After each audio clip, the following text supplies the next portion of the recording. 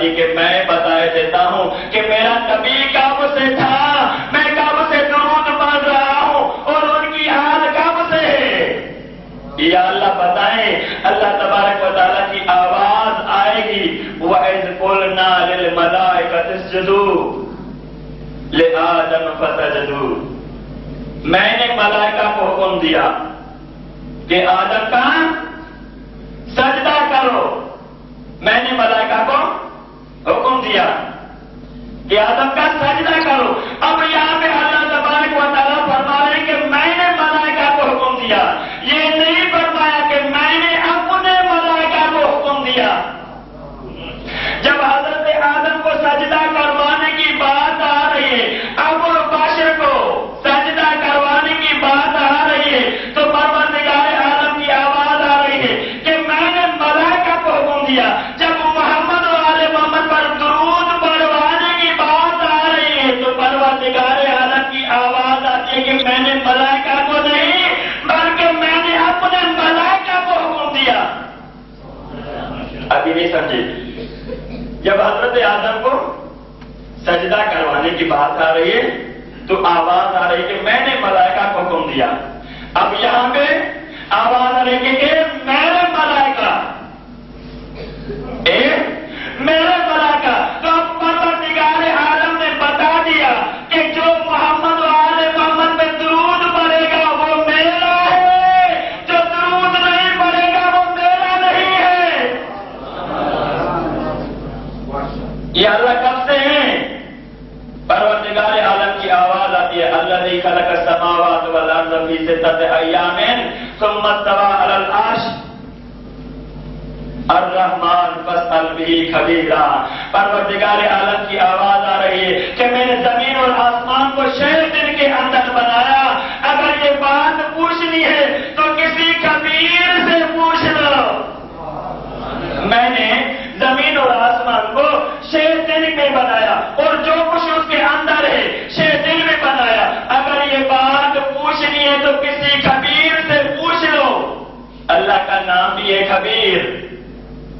اب یہ کون تھا جو پروردگار عالم پوری کائنات کو بنا رہا تھا 6 دن میں، اور پوری کائنات کے اندر جو کچھ ہے تو وہ خبیر دیکھ رہا تھا۔ محمود حسن دیوبندی نے اپنی کتاب میں لکھا کہ جب میں نے یہ آیت کریمہ پڑھی کہ پروردگار عالم پوری کائنات کو بنا رہا تھا، اللہ کے سوا کوئی ایسا خبیر تھا جو اس کائنات کو دیکھ رہا تھا۔ محمود حسن دیوبندی کہتا ہے کہ میں نے پوری کائنات میں نظر کو دوڑایا، مجھے محمد و آل محمد کے علاوہ کوئی نظر ہی نہیں آیا۔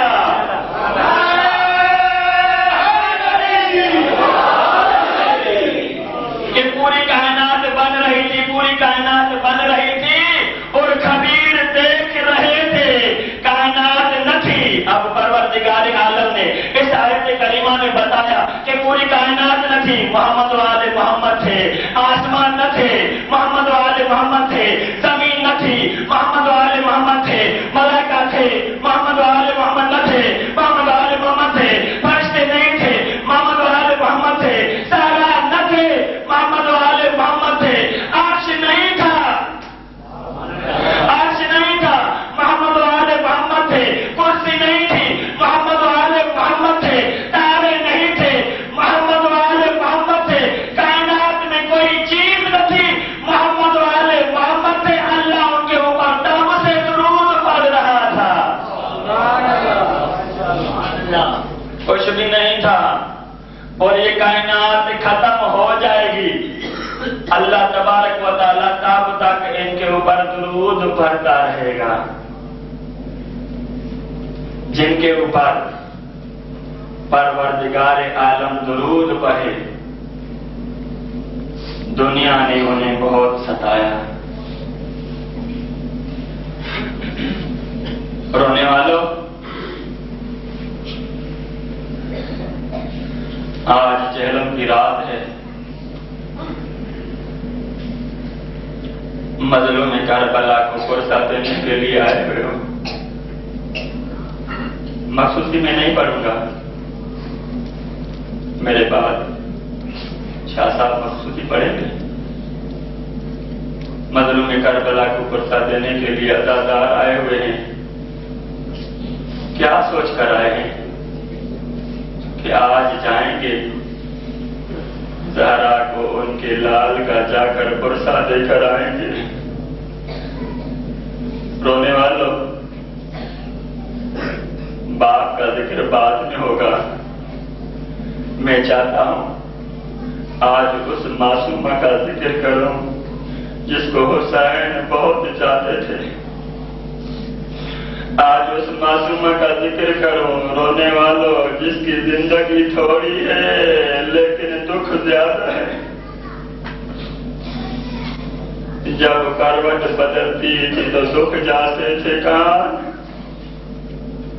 ذہن بنائے، جب کروٹ بدلتی تھی تو دکھ جاتے تھے کان. ساری عمر سونے سے گھبراتی رہی سکینہ. رونے والوں کو ساتھ دینے والوں اپنی مرضی سے آئے ہوئے ہو. آپ کو کوئی روکنے والا تو نہیں ہے، آپ کو کوئی تماچے مارنے والا تو نہیں ہے، آپ کو کوئی تازیانے مارنے والا تو نہیں ہے، آپ کی بچیوں کو کوئی درشینے والا تو نہیں ہے. رونے والوں اپنی مرضی سے آئے ہوئے ہیں مظلوم کربلا کو پرسہ دینے کے لیے. لیکن میرا سلام ہو جناب سکینہ کے اوپر. عزاداروں جب اپنے بابا کو جناب سکینہ روتی تھی ظالم دادیاں نہ دے کر آتے تھے. اجر قبل اللہ، اجر کرم اللہ.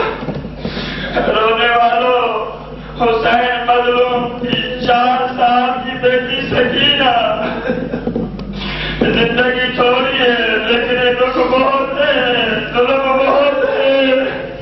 عزاداروں جب اپنے بابا کو جناب سکینہ رویا کرتی تھی ظالم دادیاں نہ لے کر آتے تھے.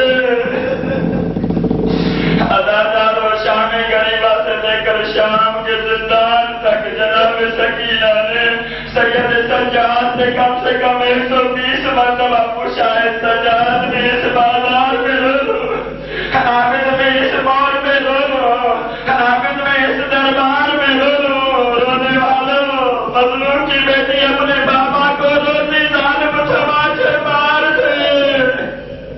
اجرکم اللہ. رونے والوں، رسول کی بیٹیاں 3 بیٹیاں ایسی گزری ہیں جو اپنے اپنے زمانے کی بدرول ہیں لیکن تینوں وقت سے پہلے ضعیف ہو گئی.